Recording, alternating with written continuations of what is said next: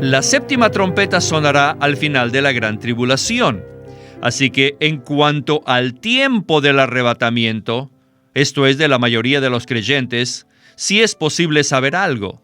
Pero en cuanto al arrebatamiento de los vencedores, no se sabe cuándo será. ¿Cuándo serán arrebatados los creyentes? Algunos dicen que sucederá antes de la gran tribulación, mientras que otros afirman que ocurrirá después. La Biblia, por su parte, revela en el libro de Apocalipsis que habrá más de un arrebatamiento, leyendo 2 versículos donde el Señor nos da 2 promesas como alicientes para escapar de la gran tribulación en aquel día. El primero se encuentra en Lucas capítulo 21, versículo 36 y dice: «Velad en todo tiempo, rogando para que logréis escapar de todas estas cosas que van a suceder y estar en pie delante del Hijo del Hombre». El siguiente versículo está en Apocalipsis capítulo 3, versículo 10. Dice así: «Yo también te guardaré de la hora de la prueba que ha de venir sobre toda la tierra habitada, para probar a todos los que moran sobre la tierra». Guido, no hay duda que estos versículos presentan una promesa de que los creyentes pueden escapar de la gran tribulación venidera. Bueno, veámoslo desde esta perspectiva. Si todos fuésemos arrebatados antes de la gran tribulación, ¿por qué el Señor habla entonces de velar para poder escapar de todas las cosas que van a suceder? Lucas 21:36 habla de velar y de rogar. Estas 2 cosas, por el lado negativo, son las condiciones para escapar de las cosas que sucederán. Y por el lado positivo, para estar en pie delante del Hijo del Hombre. También hay otro requisito en Apocalipsis 3:10, donde el Señor dice: «Porque has guardado la palabra de mi perseverancia, yo también te guardaré de la hora de la prueba». Esto indica que si no guardamos la palabra de su perseverancia, el Señor no nos guardará de la hora de la prueba.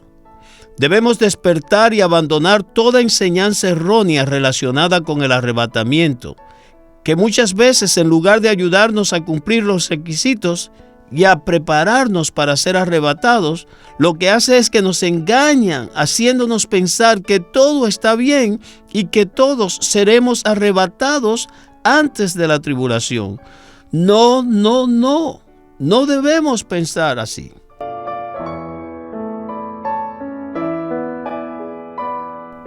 Además, debemos saber que hay más de un arrebatamiento. Primero está el arrebatamiento de los vencedores, que incluye a los creyentes maduros, o sea, el hijo varón, que son los vencedores que ya murieron, y esto sí ocurre antes de la gran tribulación. Y después está el arrebatamiento de la mayoría de los creyentes, que ocurre casi al final de la gran tribulación. Los que afirman que el arrebatamiento sucederá antes de la tribulación tienen cierta base, y los que creen que ocurrirá después también tienen cierta razón. Por esto debemos estudiar este tema de manera completa y en forma sobria. Mateo 24, 41 y 42 habla de que uno es tomado y el otro dejado, y ambos son creyentes. ¿Seremos tomados o seremos dejados?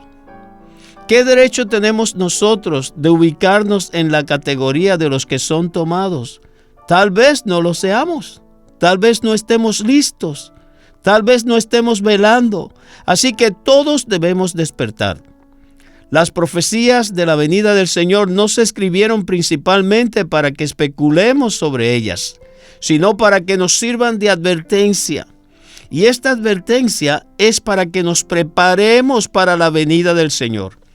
Así que debemos ser sobrios y debemos cumplir todos los requisitos que son necesarios para ser arrebatados antes de la gran tribulación, como las primicias, como los vencedores. De lo contrario, la tribulación nos sorprenderá y tendremos que esperar el arrebatamiento 3 años y medio después.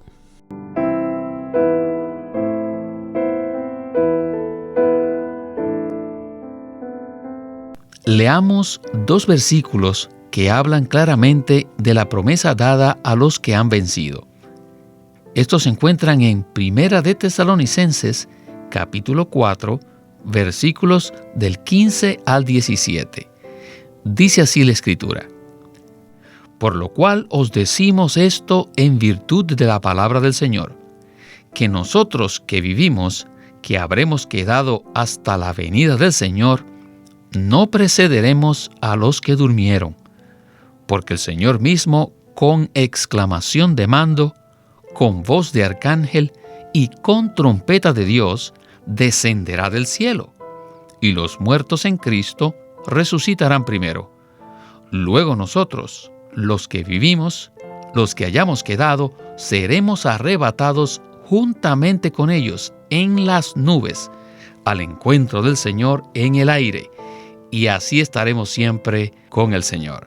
Now we come to the rapture of the majority of the believers. Ahora llegamos al arrebatamiento de la mayoría de los creyentes. The believers who are alive. Primera de Tesalonicenses 4:15 habla de los creyentes que viven y habrán quedado. Esta frase pequeña, y habremos quedado, tiene mucho significado. Implica que algunos que aún vivían no permanecerían en la tierra. De otra manera, no habría sido necesario que el apóstol dijera "y quedado", sino que simplemente habría dicho "los que vivimos". ¿Ven esto? Esto indica que los santos que vivan hasta entonces serán de 2 categorías. Número 1, los que están vivos y que no permanecen en la tierra. Y 2, la otra categoría es los que están vivos y quedan en la tierra. Los que viven y permanecen. La versión Recobro lo interpreta claramente conforme al griego, diciendo "nosotros que vivimos, que habremos quedado". Repito, esto indica que algunos que viven no permanecerán aquí. ¿Dónde estarán ellos? Ellos habrán sido arrebatados. Han sido arrebatados. Vivían en la tierra, pero no permanecieron en la tierra. Sin embargo, en la tierra habrá muchos creyentes viviendo en la tierra que habrán quedado. Así que recuerden muy bien que en Primera de Tesalonicenses, los santos vivos no son todos los santos vivos, sino solo los que estén vivos y permanezcan. Sabemos que en otras porciones de la Biblia dice que algunos de los santos que viven no permanecerán en la tierra porque habrán sido llevados al trono de Dios en el tercer cielo.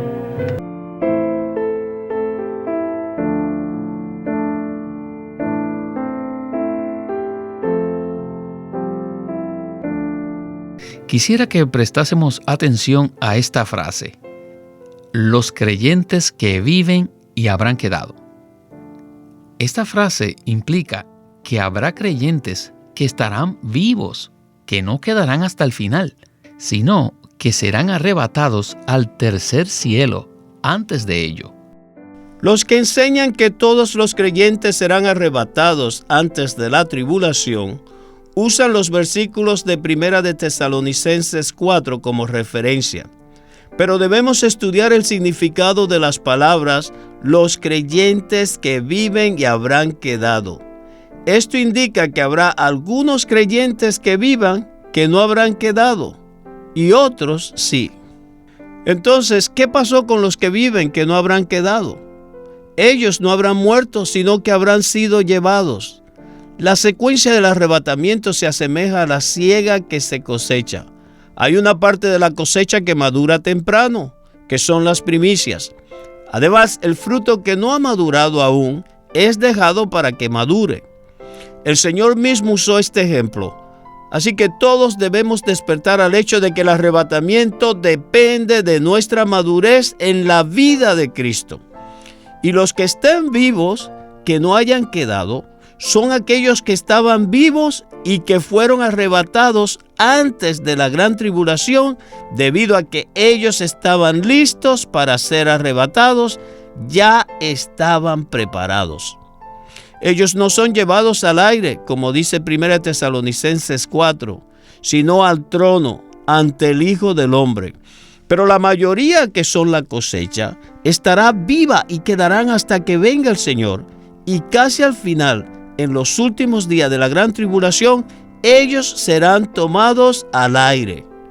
En esencia, debemos ver que no todos los creyentes son arrebatados al mismo tiempo. Así que no debemos suponer que solo hay un arrebatamiento, sino que hay por lo menos dos. Y esta revelación debe influenciar nuestra vida cristiana. Queremos ser los que somos arrebatados antes de la gran tribulación. Así es. En cuanto al arrebatamiento, lo que importa no es cuándo sucederá, sino cuál es la condición que debemos llevar para ser arrebatados.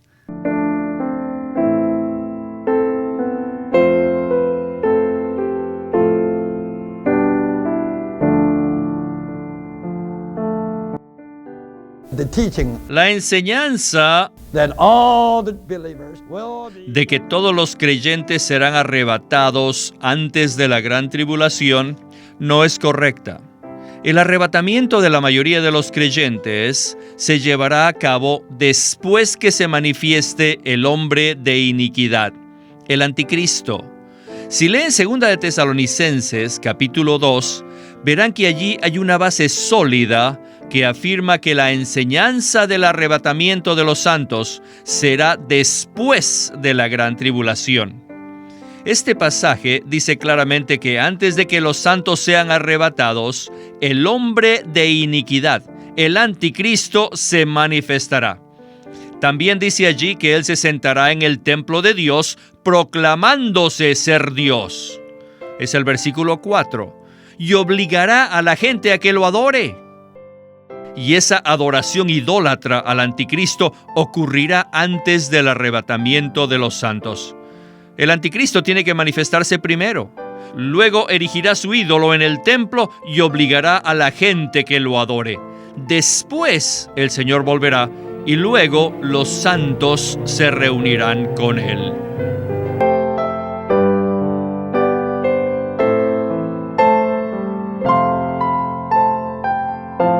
En esta ocasión se habló del arrebatamiento desde la perspectiva de 2 de Tesalonicenses, capítulo 2, versículos del 1 al 3.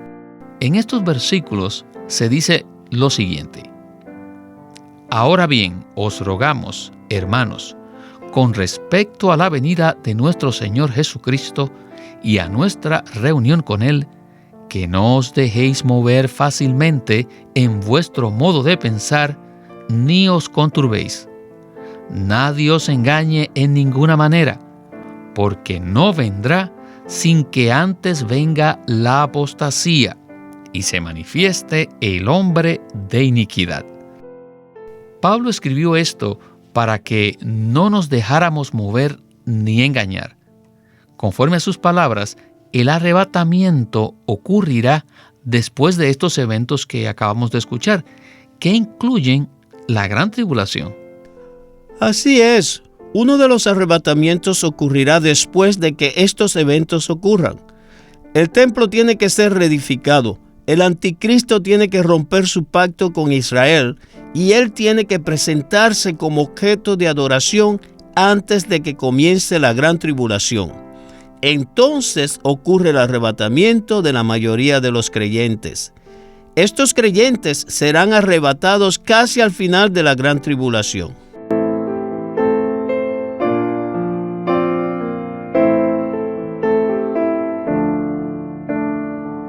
the rapture for the overcomers is unknown. El tiempo del arrebatamiento de los vencedores no se conoce, pero sí podemos saber cuándo serán arrebatados la mayoría de los creyentes, porque eso ocurrirá al final de la gran tribulación. ¿Por qué decimos esto? Debido a que ocurrirá cuando suene la séptima trompeta. La séptima trompeta sonará al final de la gran tribulación. Así que en cuanto al tiempo del arrebatamiento, esto es de la mayoría de los creyentes, sí es posible saber algo, pero en cuanto al arrebatamiento de los vencedores, no se sabe cuándo será. Ahora, en cuanto al lugar a donde irán, será al aire y a la nube. Esto está claro. Todos los versículos que nos dicen algo del arrebatamiento de los vencedores, todos dicen que ellos serán arrebatados al trono delante del Hijo del Hombre, a Dios mismo en el cielo.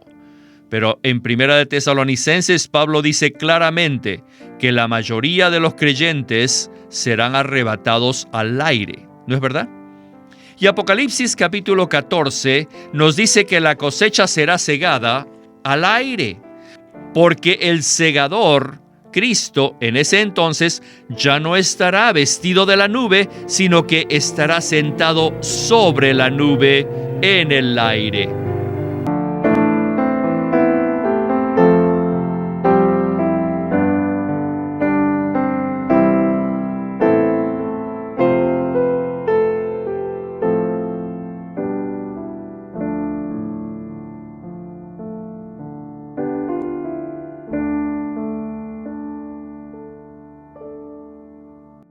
Quisiera volver a comentar que el arrebatamiento está estrechamente ligado a nuestra vida cristiana y no debemos distraernos por los eventos.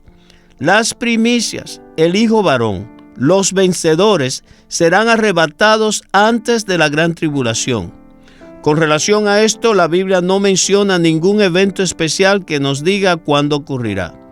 En este arrebatamiento, lo esencial es estar preparado por medio de velar, rogar y guardar la palabra de la perseverancia del Señor. En cuanto al lugar, estos creyentes no son arrebatados al aire ni a las nubes, sino al trono de Dios, al monte de Sión en los cielos, y ellos aparecerán ante el Hijo del Hombre. Pero para el arrebatamiento de la mayoría de los creyentes, sí existen algunas señales, porque ocurre en otro tiempo y otro lugar. Por ejemplo, durante el evento estará ocurriendo la gran tribulación y también se menciona su duración. Esto ocurre después de manifestarse el hombre de perdición y otras cosas. Así que los creyentes sabrán al ver todos estos eventos, no la hora, pero sí el día que la tribulación se acerca. Cuando finalmente la mayoría de los creyentes sean arrebatados, ellos serán llevados a un lugar diferente que no es el cielo ni el trono, sino el aire, o sea, a las nubes. Así que los vencedores son arrebatados antes de la tribulación al trono, mientras que la mayoría de los creyentes son tomados casi al final de la gran tribulación a las nubes, al aire. Una vez más repito que esta verdad debe afectar nuestra vida como creyentes.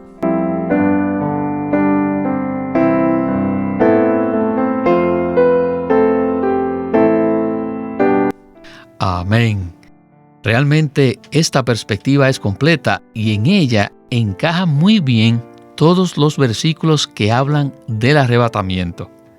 Si estudiamos todos los detalles sin eliminar ni forzar ningún versículo y si tomamos en cuenta la revelación completa y entendemos que la naturaleza del arrebatamiento está conectada intrínsecamente con nuestro crecimiento y madurez espirituales, estoy seguro que llegaremos a la conclusión de que el arrebatamiento es más profundo de lo que nos imaginamos. Hay dos arrebatamientos principales, a dos lugares diferentes y en dos tiempos diferentes. Y todo esto es sustentado por las Escrituras.